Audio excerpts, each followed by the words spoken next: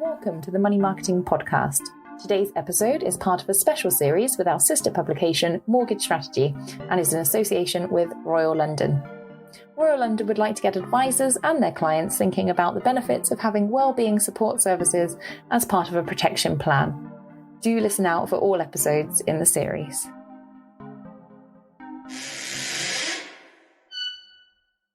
Hello, I'm Katey Pigden, editor of Money Marketing. Thank you for joining us for episode 4 in our Protection and Wellbeing Series in association with Royal London. If you haven't heard the previous episodes, you can catch up on them wherever you access your podcast from. But in the meantime, today I'm joined by a guest from Royal London and a representative from partner firm Thrive, which is supporting the company with its Helping Hand service to discuss the all-important topic of mental health.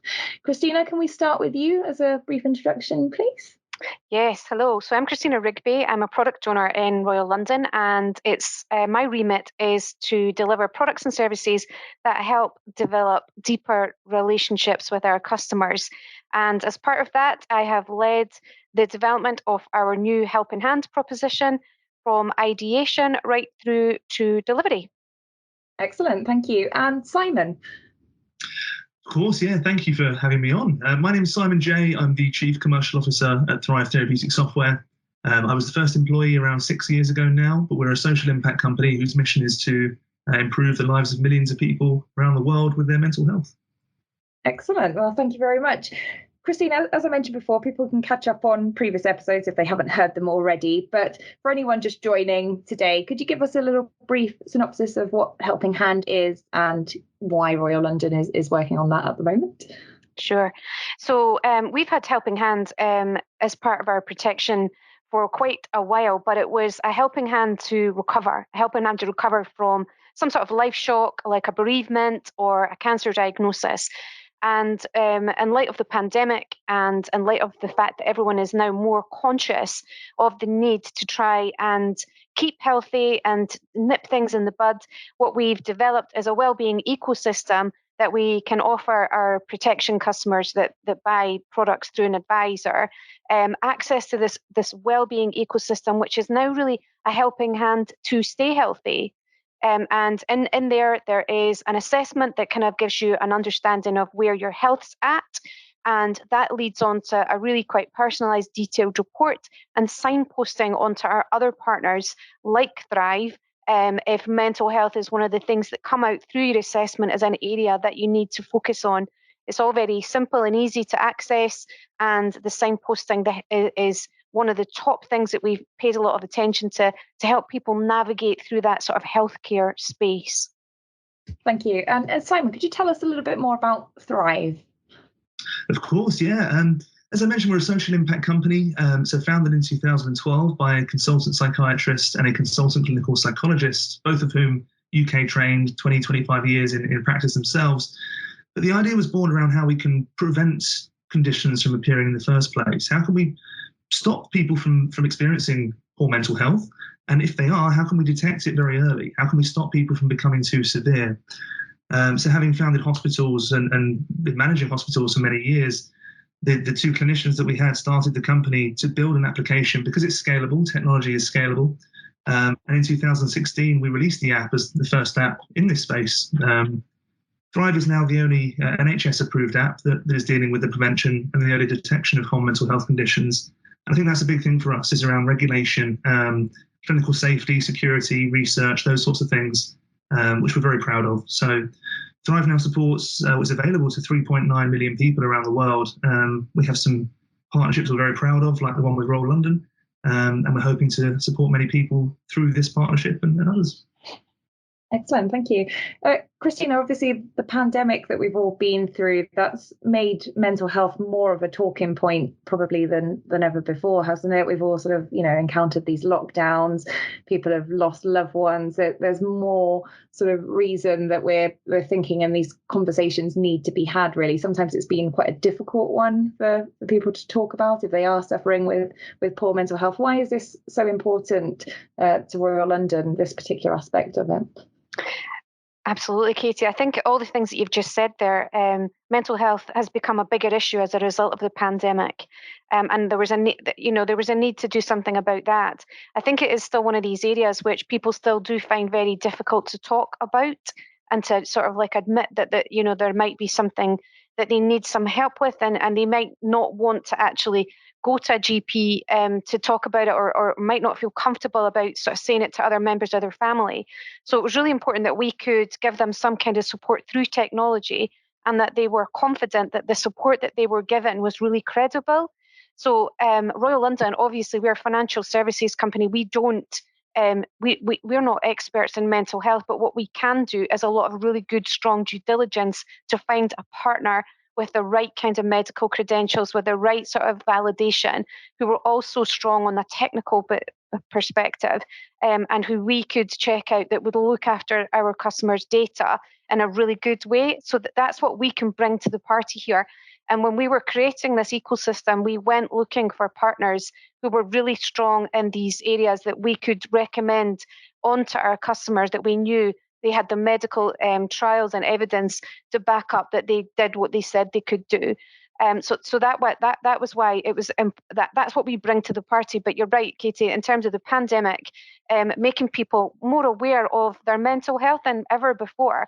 But the statistics that are out there as well. I mean, you've got the Office of National Statistics, which show that mental health is the fourth top reason people take sickness absence. Our own claims statistics ourselves, mental health is one of the top 3 reasons for claims on income protection plans. So the evidence of the fact that people need some sort of support around their mental health is overwhelming. And as I say, when we were building our partnerships and seeking out our partners, what we bring to that is the ability to check out whether their credentials come up to the standard that we were looking for, and Thrive, as for all the reasons Simon spoke about earlier, ticked all of these boxes. Yeah. Simon, is that something you're seeing more of as well then? Like we said, on the back of the pandemic, that more people are needing to access that service or wanting to? Unfortunately, yes. Yeah, that is correct. It's certainly made more people aware of the problems that have existed for quite a while, but it has exacerbated those problems as well. I think this is the thing. These problems have existed for a while. The waiting list has existed for a while.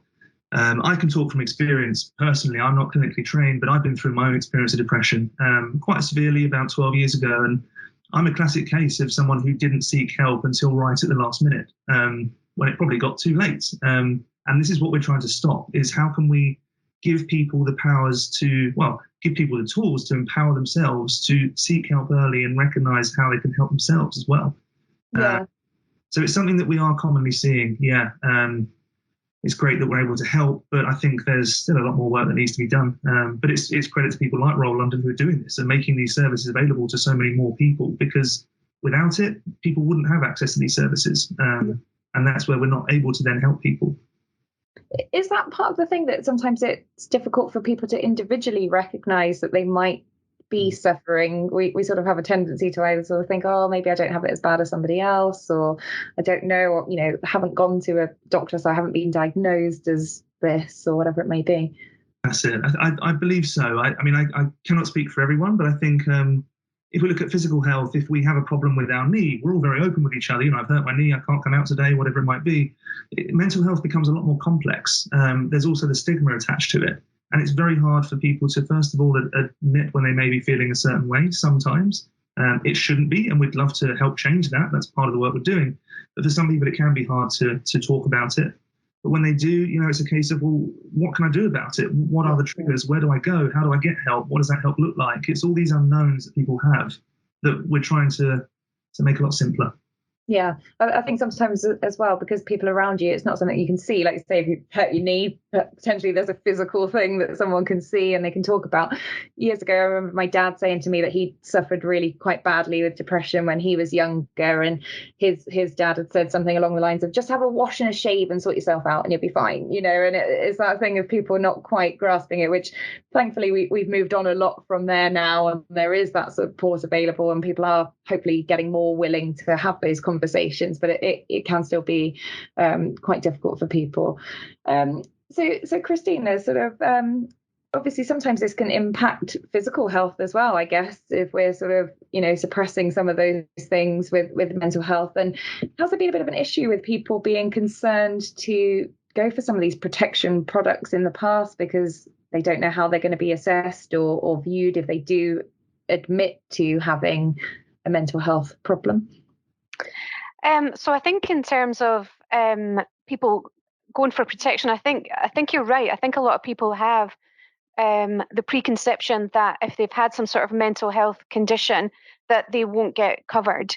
And that's definitely something that the industry as a whole needs to address and are addressing. And Royal London actually took steps to address that a few years back by having a look at what could we do to be able to provide cover for customers who had a history of severe mental health conditions.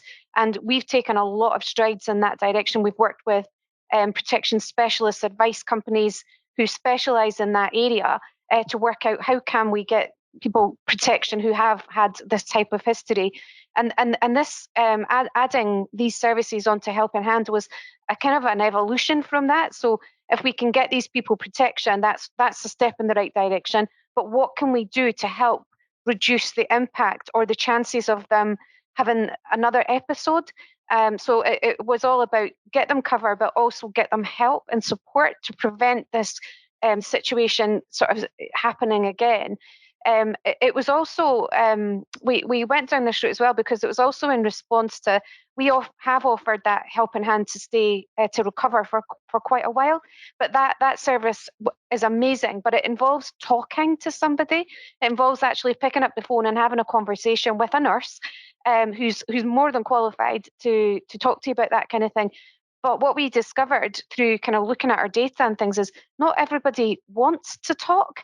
Not everybody's in that space where they feel that that's appropriate for them, and especially that applies to the sort of younger generation. They're not really ones that want to talk about that kind of thing. They'd rather have an app or some sort of technology that they can interact with that's got some artificial intelligence that sits behind it, that adjusts and changes the questions, changes the solution as you go through. So what we wanted to do was try and provide support which would be relevant for people no matter how they wanted to access that support.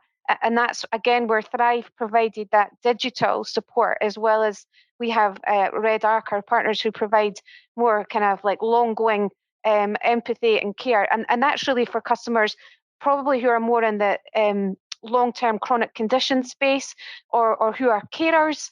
And they do need somebody to talk to. So we offer both now, whereas we only offered the one in the past. And we thought it was really important that we gave customers who just wanted to do something maybe less obvious or that they can access at any point in the day. And that's where the technology, the digital support really comes in and plays a part.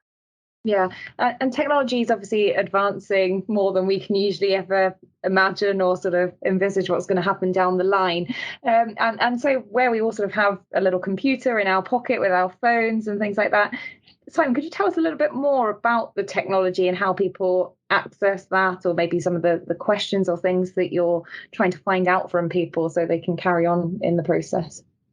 Of course, yeah. It's an interesting point. One thing I can touch on briefly, we often get asked the question, we're trying to get people away from their phones and into real life and the outdoors, and absolutely, that's our view as well. But I think, first of all, we're trying to make sure there's accessible tools for people, and if we can divert someone away from their Facebook feed or their Instagram feed on something that will be helpful and encourage them to learn skills where they don't need our app, that's the best scenario. So we're coming at it from that angle. But no, so far as the technology, there are thousands of mental health apps now. If you Google them, became very popular, and there's lots of investment in them and things like that. But we see ourselves as a healthcare company who deliver our service via technology. We're not a tech company. And I think that's the difference between us and many others. Now, because of that, everything that's in our app has at least 20 years of evidence behind it to show it's an effective technique. And we also only use clinical scales in our app.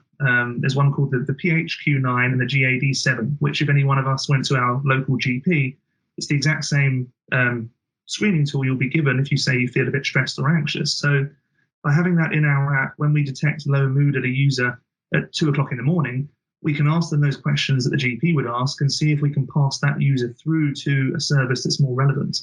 So it could be that a user is, at 2 o'clock in the morning really struggling, and actually based on the screening tools that the NHS use, we can signpost them through to the Red Arc service that Christina mentioned.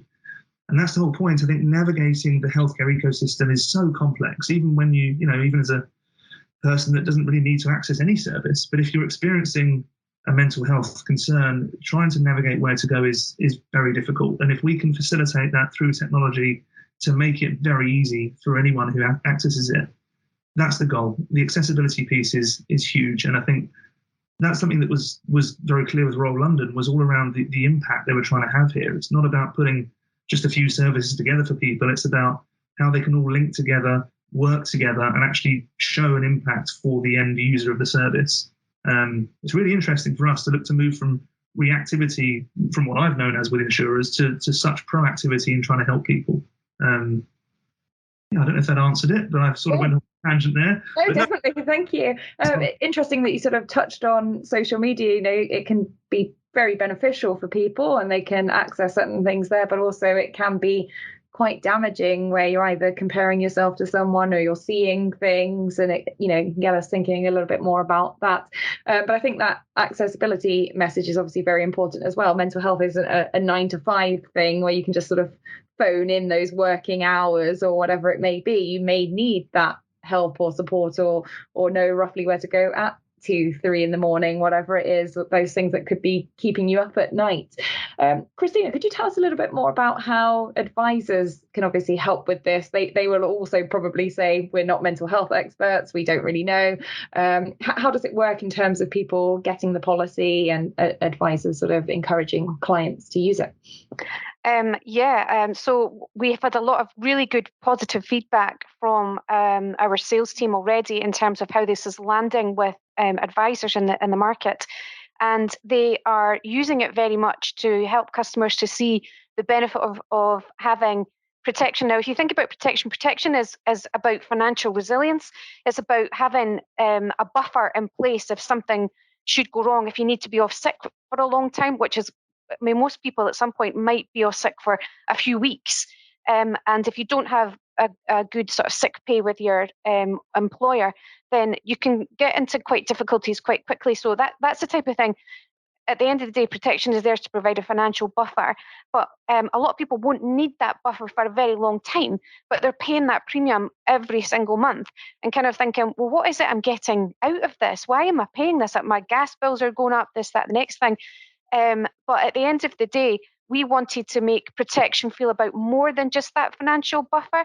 We wanted to give people access to early care and preventative and healthcare advice and support that meant that they would see value in their protection plan from day one, because they could get access to this health assessment, which helps them to understand, actually, is my mental health that I'm suffering with a bit here? It's asked me questions about my mood, about my enjoyment in life, and about my sleep, and it's brought to the fore that is something that I could do with a bit of help with. Oh yeah, and here's a really credible support, because there's thousands, as Simon said, out there. There's an app that can actually help me, and actually, maybe I could speak to a GP because I've actually got a sore back as well. So it's about that whole navigation and getting access to support early that you can't otherwise get, because NHS GPs are absolutely inundated at the moment, and it's very difficult sometimes to get an appointment to talk about something that you need help with a diagnosis. We're offering support and help where you can speak to a GP because you've got a bit of depression, you've got a bad back, you're overweight, and you don't know where to start, and you need some help to speak to a GP about something that's not actually gone wrong as such, but you're trying to prevent getting any worse. And that's what protection does. It tries to prevent that ill health happening, but it's also there with a financial buffer if something does go wrong. And advisors are positioning this with customers as that is like, here you've got all this access to these really good, credible early care and healthcare benefits, and you've also got your financial plan B should something go wrong, and that's what you're paying for every month. And they're speaking to them about it sort of early on in the sales process, because there is a number of providers in addition to ourselves who offer this type of thing, but that then gives them an opportunity to discuss which one of us out of the pack provides you with the support that that's most relevant to you and your circumstances, because we all do something a little bit different. But that's where advisors are finding that it's really benefiting and getting customers much more interested in protection, because the statistics show that there are still, protection is mainly sold as part of a mortgage sale, because you understand you've got this big debt, and if something happens, that's going to be a bit of a nightmare. But there's still many, many more mortgages sold than there are protection plans. So there's still this huge gap between the people who really need cover and those that are actually buying it. And it's services like this that advisors are hoping will whet their appetite a little more and see them that actually it's not just about that bad thing happening. I've got all this good support that I can use from tomorrow, that type of thing. I think generally as well, even advisors that are more into the sort of lifestyle planning, it's all goals based and what you want to achieve in life. It could all come crashing down if you don't have those protection pieces in place. None of us, like you say, really want to think about the worst case happening or things like that. So these preventative measures are obviously brilliant, but should the worst happen, should those things that we've been hoping don't happen, those plans are in place and they've got those products that can help them in that moment of need or whatever it may be. Is this available on new products, new policies, Christina, or available to existing ones as well, or what's the deal there? So as I say, we've got two elements to Helping Hand at the moment. We've got the Helping Hand to Recover, and that's available to everybody. So if anything really bad does happen, that service is still there and there's no change to that. So that's Red Arc getting involved. What we've done is we offer in all these new services to customers whose plans have started after the 1st of January. Now, we are working away really hard to extend that and offer that to all of our existing customers as well. But we're building, and in order to do that, we're building a customer portal where we can give access to these benefits. And we're hoping to do that this year. So at the moment, it's new customers who've bought the protection through an intermediary, through an advisor, and we are working really hard at being able to extend that and offer that helping hand to stay healthy to all of our existing customers. But at the moment, they do still have access to the helping hand to recover should they need it. Brilliant, thank you. Simon, before we finish up, is there anything else from you that maybe you haven't had a chance to say earlier in the conversation that you'd like to add now? No, I don't think so, other than just the data that we've seen already coming out of the service from those who have used it is very strong. I think that was part of the reasons to say that why we're so proud to work with Royal London is because there was, not that I want to speak badly of anyone else, but whenever we've spoke to Christina over the past sort of 3 years or so, Christina, it's always been about the impact on the individual that we can have. How can we help the individual in the most effective way? Which is great, and that's why we're so proud to be working with them. So no, I hope this year and many future years brings some very good outcomes and some research data that we can work on to show these outcomes to the public as well, through an insurer like Royal London. So yeah, watch this space. Yeah, thank you. And Christina, any final words from you? Really just echo what Simon said there. For us, we've mentioned on other podcasts as well, for me, a lot of this is about the data. It doesn't always feel right to ask a customer to do a case study and tell us how great this service is. And what we want to do is work with providers like Thrive and our other partners who are willing to share some data with us so that they can actually prove that the services are making a difference. And we it's great to get people's testimonies, but at the end of the day, the data should be what speaks for itself. And if we can see customers coming in and having quite, moderate or severe depression or anxiety, and they use the app, and then over time we can see those levels of anxiety or stress or depression start to reduce, that's exactly what we're after. And the data will tell us that story, and that's what we'll be able to share back with all the protection advisors, who can then say to customers, we've got customers who've used this and we know it works, and here's the data to back it up. And that's the position that we want to get ourselves into over time. Yeah, thank you. And obviously, Christina, if those stats do come out, I'd love to hear them as well as money marketing. Absolutely, you'll be top of my list, Katey. Thank you. Don't ask, don't get type of thing. That's always my motto. But I'd like to thank you both for joining us today. I really appreciate it. It's been really interesting for me in this episode and previous ones as well, of hearing about these services and how they all connect with each other, because like you said, there could be things out there, and also sometimes there's so many things out there that it can be a bit overwhelming in itself. So how these all relate, and if someone has got more than one problem, they've got a few different directions to go in. So thank you both very much, really appreciate it, and hopefully the advisors listening as well can signpost clients and get more people signed up too. Thank you, Katey. Thank you, Simon. Thank you all. If you're looking for more information on Thrive and the other wellbeing services available from Royal London, go to advisor.royallondon.com/helping hand.